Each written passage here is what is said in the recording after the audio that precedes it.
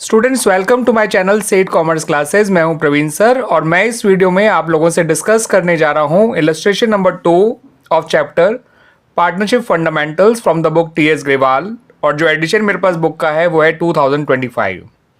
ये इलस्ट्रेशन 2 कुछ इस तरह से है स्टूडेंट्स कि हैरी और गैरी ये दोनों पार्टनर्स हैं इन अ फर्म और उनकी कोई पार्टनरशिप डीड नहीं है, बट उन्होंने इन फॉलोइंग पॉइंट्स के लिए एग्री किया है। इन्होंने एग्री किया है कि सैलरी दी जाएगी हैरी को at the rate ₹10,000 per month, Gary को कमीशन दिया जाएगा at the rate 10% of net profit, partners को इंटरेस्ट ऑन कैपिटल अलाउ किया जाएगा at the rate 10% per annum, partner से इंटरेस्ट ऑन ड्राइंग चार्ज की जाएगी at the rate 10% per annum, और कोई भी नया पार्टनर जो है तभी एडमिट किया जाएगा जब दोनों पार्टनर्स जो हैं एग्री करेंगे।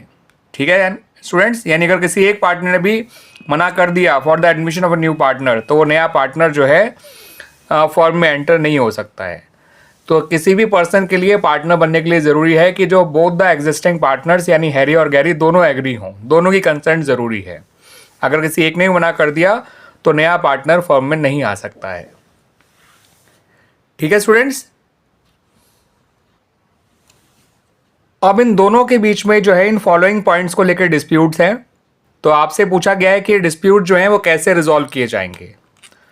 ये जो गैरी है वो डिमांड कर रहा है कि उसे भी सैलरी दी जाए कमीशन के बदले में और उतनी ही सैलरी दी जाए जितनी सैलरी हैरी को दी जा रही है।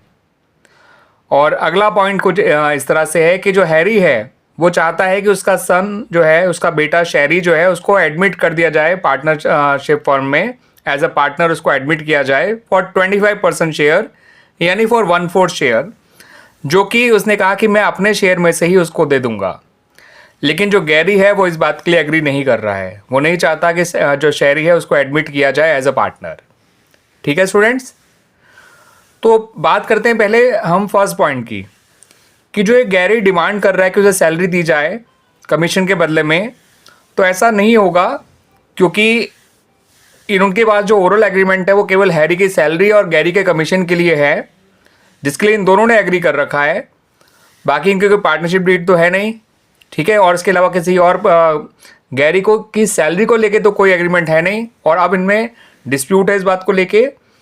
तो यहाँ पर provisions of Indian partnership act 1932 लगेगा और उसके अकॉर्डिंग किसी भी पार्टनर को सैलरी दी ही नहीं जाती है, तो यहाँ पर गैरी को सैलरी नहीं दी जाएगी।